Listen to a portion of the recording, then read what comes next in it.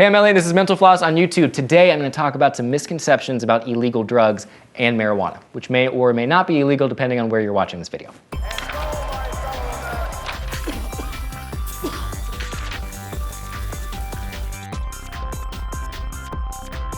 Misconception number one, everyone was a stoner in the 60s. Nowadays, when we talk about the US in the 60s, we act as if everyone was a stoned hippie, but that wasn't really the case. Gallup conducted a poll in 1969 and found that only 4% of American adults had tried marijuana. 34% said they didn't even know its effects, although 43% believed that many or some high school kids were smoking it.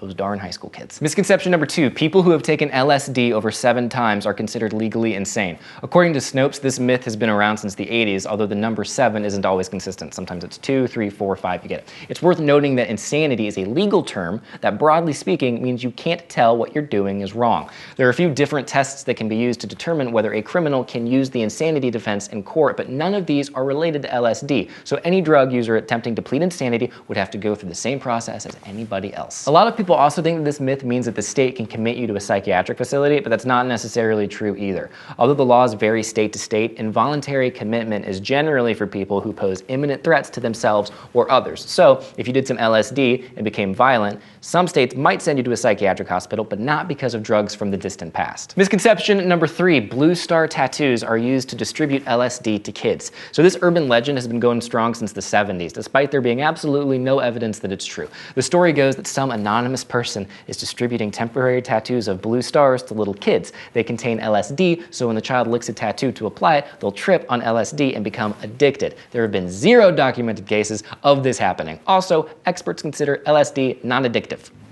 Misconception number 4, LSD stays in your spinal fluid and causes flashbacks. It doesn't stay in your spine. LSD gets metabolized by the liver. Its half-life is between 2.5 and 4 hours. That said, there's something known as hallucinogen persisting perception disorder, or HPPD. As the name suggests, this is when someone experiences a change in perception after doing a hallucinogen like LSD, but experts don't consider them actual flashbacks. Often someone will just experience stuff like halos around objects or see some movement where there is none, and it's not that common. One study from UC Berkeley found that 4.1% of people who had used hallucinogens presented HPPD-like symptoms. Misconception number 5, some people are born as crack babies and will experience major health problems. Okay, so let me start by saying I'm obviously not telling you that it's cool to do cocaine while you're pregnant. Crack is whack. But for a long time, people believed in crack babies. In 2013, a 25-year study concluded about babies who had been exposed to cocaine while they were in the uterus. The researchers found that there was no statistically significant difference between those babies and babies who weren't exposed to cocaine in terms of long-term health problems. According to the study's lead researcher, poverty is a more powerful influence on the outcome of inner-city children than gestational exposure to cocaine. Misconception number 6, most people who do crack get addicted. Actually, addiction rates for crack are similar to other drugs, like alcohol. Only 10 to 20% of people who try crack become addicted. That means that 80 to 90% of people who have tried it do not struggle with crack addiction. Speaking of addiction, misconception number 7, it's nearly impossible to recover from meth addiction. With the proper combination of medication and behavior therapy, recovery is possible. Meth destroys the dopamine receptors in a person's brain, so it takes about a year for those to regrow. Luckily, we now have antidepressants that can help addicts cope while that happens. According to a study conducted at the Matrix Institute, an addiction research organization, their treatment for meth addiction was about equally effective as treatment for cocaine addiction.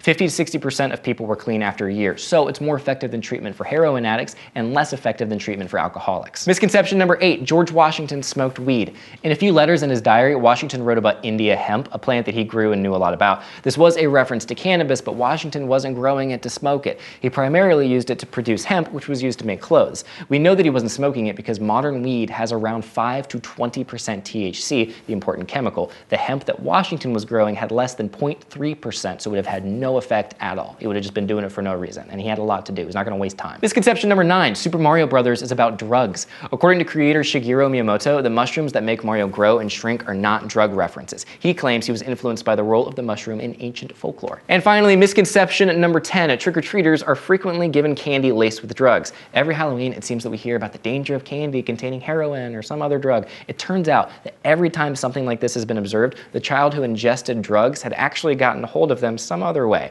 Then the family conveniently blamed poisoned Halloween candy. It must have been the Twix. Oh no. Thank you for watching Misconceptions on Mental Floss on YouTube, which is made with the help of all of these nice people. If you have a topic for an upcoming Misconceptions episode that you would like to see, leave it in the comments, and I'll see you next week. Goodbye.